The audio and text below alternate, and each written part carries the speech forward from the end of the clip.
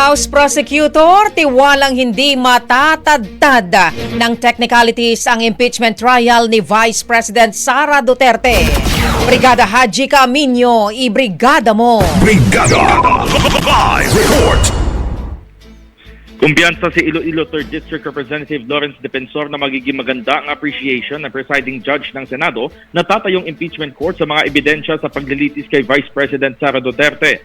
Sa panayam kay Defensor, ikinalugod nito na si Senate President Cheese Escudero ang presiding judge na isang abogado dahil malinaw nitong mabibigyang diin ng political exercise at mapaghihiwalay ang impeachment proceeding mula sa judicial proceeding kung saan mahigpit ang rules of evidence. Tiwala ito na hindi matatagtad ng technicalities ang impeachment trial lalo't hindi naman ito criminal proceeding at walang nakukulong bilang parusa. Paliwanag ng kongresista ang nais nila isang transparent process na mailalatag ang mga ebidensya sa publiko at ang quantum of evidence ang kukumbinse sa bawat senator judge kung dapat bang manatili o matanggal sa pwesto ang nililitis na opisyal para sa high crimes, betrayal of public trust at culpable violation of the Constitution.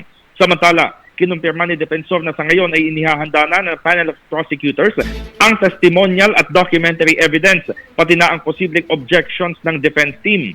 Masasabi ng naturang miyembro ng prosekusyon na 80% na umano silang handa sa impeachment trial, bagamat aminadong mahirap balansehin ang preparasyon at ang nalalapit na eleksyon.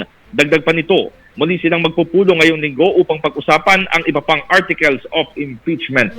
In the heart of changing lives, ako si Brigada Haji Caaminio ng 105.1 Brigada News FM Manila, the Music and News Authority. Brigada Balita Nationwide. Ang bahaging ito ay hatid sa atin ng Yummyvit ES2 Oral Drops. Simulang tuparin ang pangarap ng iyong anak. And stunting now,